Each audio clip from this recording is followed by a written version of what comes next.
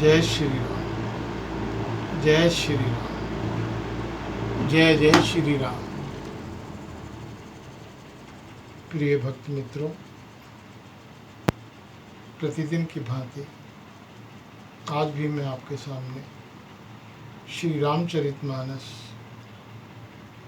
से,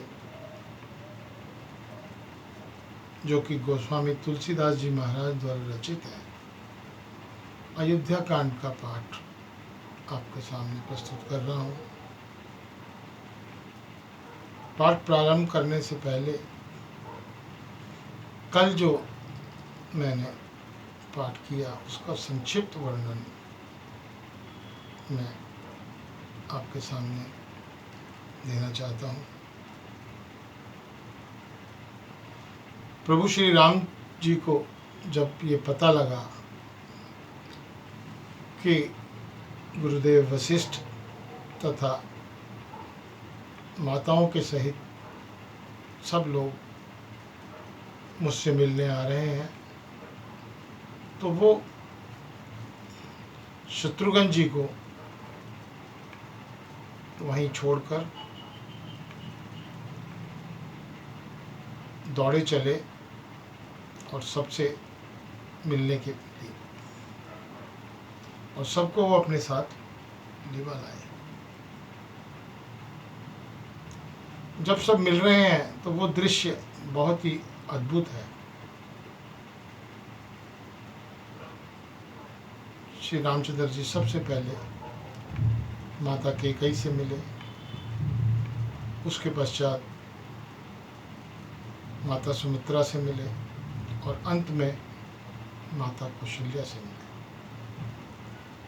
अब उसके आगे का वर्णन मैं आपके सामने प्रस्तुत कर रहा हूँ। विकल स्नेहु सिए सब रानी, बैठन सबही कहेउ गुरु ज्ञानी। कही जग गति माय की मुनि गाथा, कहे कछुक परमार्थ गाथा। सीता जी सब रानियां स्नेह के मारे व्याकुल हैं। तब ज्ञानी गुरु ने सबको बैठा जाने के लिए कहा। फिर मुनिनाथ वशिष्ठ ने जगत की गति को माइक कहकर, अर्थात जगत माया का है, इसमें कुछ भी नित्य नहीं है, ऐसा कहकर कुछ परमार्थ की कथाएं सबके सामने रखी। तदंतर वशिष्ठ जी ने राजा दशरथ के स्वर्ग गमन की बात सुनाई, जिसे सुनकर रघुनाथ जी ने दुस्सह दुख पाया और अपने प्रति उनके स्नेह, उनके मरने का कारण विचार कर धीर धुरंधर रामचंद्र जी अत्यंत व्याकुल हो गए। वज्र के समान कठोर कड़वी वाणी सुनकर लक्ष्मण जी, सीता जी और सब रानियां विलाप करने लगी। सारा समाज शोक से अत्यंत व्याकुल हो गया, मानो राजा आज ही मरे हों। फिर मुनि श्रेष्ठ वशिष्ठ जी ने श्री राम जी को समझाया। तब उन्होंने समाज सहित श्रेष्ठ नदी मंदाकिनी में जाकर स्नान किया।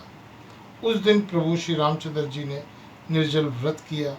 मुनि वशिष्ठ के कहने पर भी किसी ने जल ग्रहण नहीं किया। दूसरे दिन सवेरा होने पर मुनि वशिष्ठ जी ने श्री रघुनाथ जी को जो जो आज्ञा दी, वह सब कार्य प्रभु श्री रामचंद्र जी ने श्रद्धा भक्ति सहित आदर के साथ किया। वेदों में जैसा कहा गया है, उसी के अनुसार पिता की क्रिया करके पाप रूपी अंधकार के नष्ट करने वाले सूर्य रूपी रामचंद्र जी शुद्ध हुए, जिनका नाम पाप रूपी रुई लिए अग्नि है और जिसका स्मरण मात्र समस्त शुभ मंगलों का मूल है। वे भगवान श्री राम जी शुद्ध हुए। साधुओं की ऐसी सम्मति है कि उनका शुद्ध होना वैसे ही है जैसे तीर्थों के आह्वान से गंगा जी शुद्ध होती हैं। इसी प्रकार सच्चिदानंद स्वरूप श्री राम तो नित्य शुद्ध हैं। उनके संसर्ग में कर्म भी शुद्ध हो गए। जब शुद्ध हुए 2 दिन बीत गए, तब श्री रामचंद्र जी प्रीति के साथ गुरु जी से बोले, हे नाथ, सब लोग यहाँ अत्यंत दुखी हो रहे हैं। कंद मूल फल और जल का ही आहार करते हैं। भाई शत्रुघ्न सहित भरत को, मंत्रियों और सब माताओं को देखकर मुझे एक एक पल युग के समान बीत रहा है। अतः सबके साथ आप अयोध्यापुरी को पधारिए, अर्थात लौट जाइए। आप यहाँ हैं और राजा अमरावती स्वर्ग में है, अयोध्या सोनी है। मैंने बहुत कुछ कह डाला, यह सब बड़ी ठिठाई की है। हे गोसाई, जैसा उचित हो वैसा ही कीजिए। वशिष्ठ जी ने कहा, हे राम, तुम धर्म के सेतु और दया के धाम हो, तुम भला ऐसा क्यों न कहो। लोग दुखी हैं, 2 दिन तुम्हारा दर्शन कर शांति लाभ ले रहे हैं। श्री राम जी के वचन सुनकर सारा समाज भयभीत हो गया, मानो बीच समुद्र में जहाज डगमगा गया हो। परंतु जब उन्होंने गुरु वशिष्ठ जी की श्रेष्ठ कल्याण मूलक वाणी सुनी तो उस जहाज के लिए मानो हवा अनुकूल हो गई। सब लोग पवित्र नदी में तीनों समय, दोपहर, सुबह एवं सायंकाल स्नान करते हैं, जिसके दर्शन से ही पापों के समूह नष्ट हो जाते हैं, और मंगल मूर्ति श्री राम जी को दंडवत प्रणाम कर करके उन्हें नेत्र भर भर के देखते हैं। सब श्री राम जी के पर्वत और वन को देखने जाते हैं, जहाँ सभी सुख हैं, सभी दुखों का अभाव है। झरने से अमृत के समान जल झरते हैं, और 3 प्रकार की शीतल, मंद और सुगंध हवा तीनों प्रकार के आध्यात्मिक, अधिभौतिक और अधिदैविक तापों को हर लेती है। असंख्य जाति के वृक्ष, लताएं और तृण तथा बहुत तरह के फल, फूल और पत्ते, सुंदर शिलाएं हैं। वृक्षों की छाया सुख देने वाली है, उनकी शोभा किससे वर्णन की जाती है।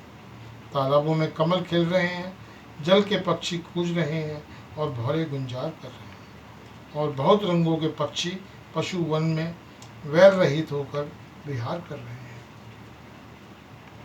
कोल की रात भिल्ल बनवासी, मधुसुचि सुंदर स्वादि सुदासी, भरी भरी परन पुटीर विचारी, कंद मूल फल अंकुर जारी। कोल, किरात और भील आदि वन के रहने वाले लोग पवित्र, सुंदर एवं अमृत के समान स्वादिष्ट शहद को सुंदर दोने बनाकर उसमें भर भर के तथा कंद मूल फल और अंकुर आदि की जूड़ियाँ बेटियाँ की जाती हैं। सबको विनय और प्रणाम करके उन चीज़ों के अलग अलग स्वाद, सब प्रकार के गुण और नाम बताकर देते हैं। लोग उन्हें बहुत दाम देते हैं, पर वे नहीं लेते और लौटा देने में श्री राम जी की दुआई देते हैं। प्रेम में मग्न हुए वे कोमल वाणी से कहते हैं कि साधु लोग प्रेम को पहचान कर उनका सम्मान करते हैं, अर्थात आप साधु हैं, आप हमारे प्रेम को देखिए।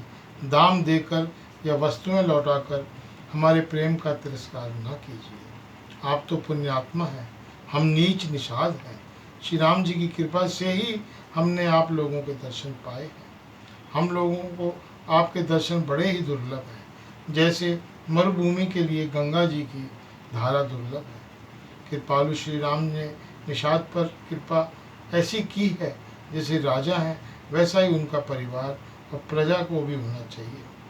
हृदय में ऐसा जानकर संकोच छोड़कर और हमारा प्रेम देखकर कृपा कीजिए, और हमें कृतार्थ करने के लिए ही फल, तृण और अंकुर लीजिए। आज के लिए केवल इतना, शेष कल। जय श्री राम।